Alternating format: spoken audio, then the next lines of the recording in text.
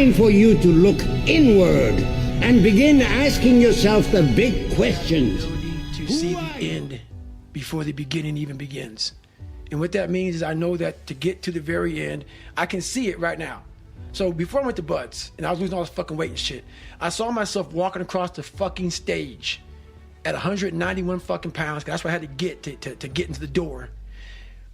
I saw myself 6 months, a year later, whatever's gonna take me to do it, I saw myself walking across that stage, getting that fucking certificate of graduation from Buds.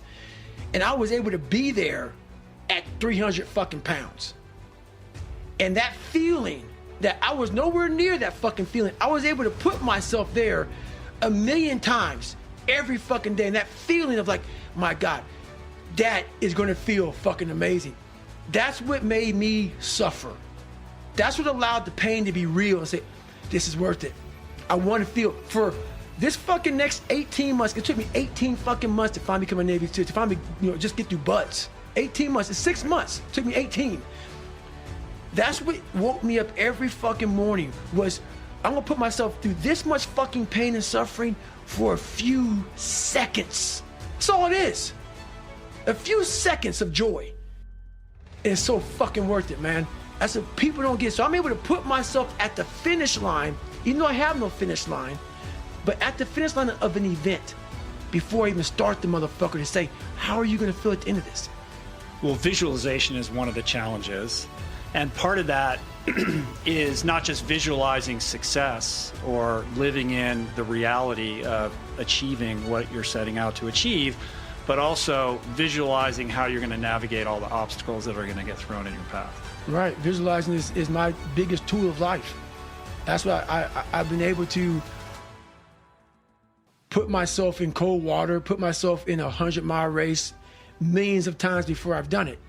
And I'm able to go through the race and see how I'm going to feel at mile 50, almost to the exact feeling. Right. So when it comes up, it's no surprise. It's no surprise. I've already done this a million times, and that's the one thing I practice and practice and practice and practice overnight. But also, the most important thing is I practice that feeling of accomplishment that I'm going to have when it's all said and done with. The crazy thing about the ASVAB story is that, in addition to having to pass this test and get that 50, you also had to lose 100 pounds in like 30 days or some crazy short period of time? It was less than 3 months. Right. Okay, 3 months. So, but you compartmentalize these two tasks and say, look, the first thing I got to do is I got to pass this test, right, because the weight doesn't matter if I don't get that 50. And you shelved or put off losing the weight to focus on the academic end of it until right, you completed that hurdle, and then you looked at the weight stuff. I'm like that now to this day. You still got it done. Yeah, but it's like being focused on one thing at a time. I have to be very present in everything I do. Like right now, I'm with Rich Roll. I'm not thinking about shit, but Rich Roll. And what the fuck's coming out of your mouth right now? That's what gives me a huge advantage in life, especially today, in this day and age, with so much shit going so fast, and everybody wants to keep everything going, everything up, and everything. I want to be the greatest multitasker of all time. Not me. If I put my 100% into what's in front of me, I will destroy it. If I'm out here just multitasking and shit, I'm gonna half-ass everything I do. So it is the most important thing in the world to me, is being focused at the task at hand. And it's getting harder and harder to do that because there are so many distractions, and it's so easy to distract yourself. Yes, it is. You don't ever have to be bored again with these things in our pockets. No, but the one thing I'm most scared of in the world is losing touch with the best thing in the world is your mind.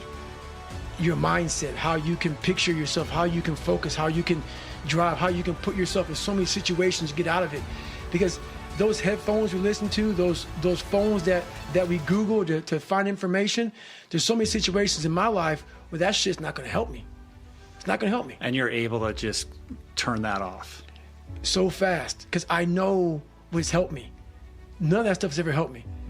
None of that stuff's ever helped me. What has helped me has been me alone, getting my shit together and being accountable for who I'm not and who I want to be.